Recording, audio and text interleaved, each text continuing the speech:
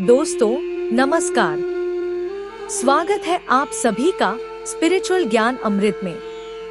जब श्री राम, माता सीता और लक्ष्मण अयोध्या छोड़कर वनवास के लिए निकले तो सबसे पहले वे तमसा नदी के किनारे रुके। वहां कुछ समय विश्राम करने के बाद वे आगे बढ़े और प्रयागराज पहुंचे। प्रयागराज वह स्थान है जहां गंगा, यमुना और सरस्वती नदियां मिलती हैं। यह जगह हमेशा से ऋषि मुनियों और तपस्वियों के लिए विशेष रही है। यही महान ऋषि भरद्वाज का आश्रम था, जो ज्ञान और तपस्या का केंद्र माना जाता था। जब श्री राम, माता सीता और लक्ष्मण वहां पहुंचे तो महर्षि भरद्वाज ने उनका आदरपूर्वक स्वागत किया और उन्हें आश्रय दिया। महर्षि भरद्वाज पहले से ही जानते थे कि श्री राम अयोध्या के राजा दशरथ के पुत्र हैं और 14 वर्षों के लिए वनवास जा रहे हैं। उन्होंने प्रेम और सम्मान के साथ श्री राम, माता सीता और लक्ष्मण का स्वागत किया और उनके लिए अच्छे भोजन और आराम की व्यवस्था की।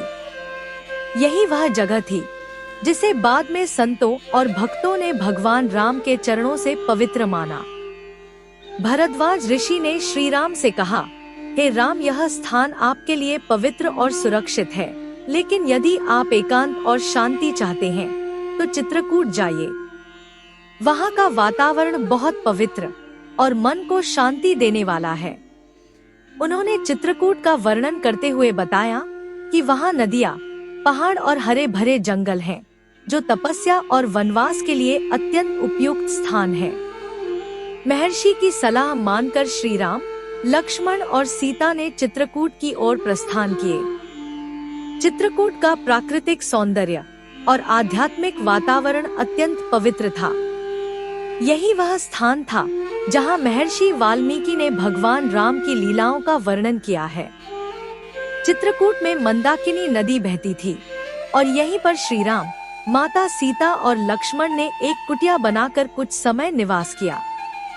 भरत यहाँ अपनी माता कैकेयी के आग्रह पर नहीं, बल्कि अपने प्रेम और भक्ति के कारण श्री राम से मिलने आए थे।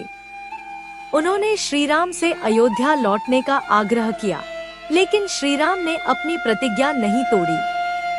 अंत में भरत ने श्री राम की चरण पादुका लेकर अयोध्या के राज सिंहासन पर रख दी और चरण पादुका को प्रतीक रूप में शासन का आधार बनाया।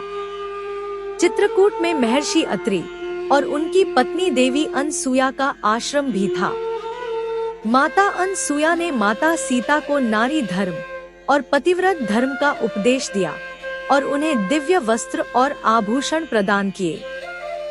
चित्रकूट में कई ऋषि मुनि निवास करते थे, जो सत्संग और तपस्या में लीन रहते थे। यह स्थान साधकों और तपस्वियों के लिए एक महत्वपूर्ण तीर्थ स्थल था।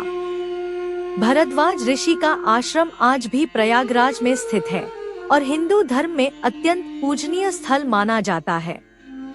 संगम के पास स्थित यह आश्रम उन भक्तों के लिए विशेष महत्व रखता है जो श्री राम की वन यात्रा से जुड़े स्थानों के दर्शन करना चाहते हैं। दूसरी ओर चित्रकूट आज भी एक प्रसिद्ध तीर्थ स्थल है, जहां लाखों श्रद्धालु भगवान राम के वनवास की स्मृतियों को नमन करने आते हैं।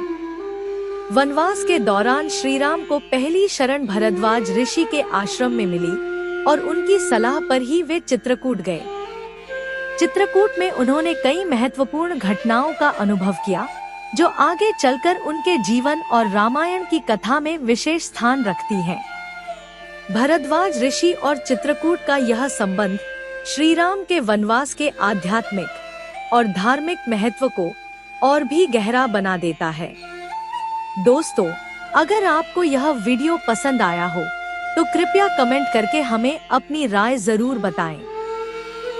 और अगर आपने अभी तक हमारे चैनल को सब्सक्राइब नहीं किया है तो तुरंत सब्सक्राइब करें, ताकि आपको हमारे सभी नए वीडियो की जानकारी मिलती रहे।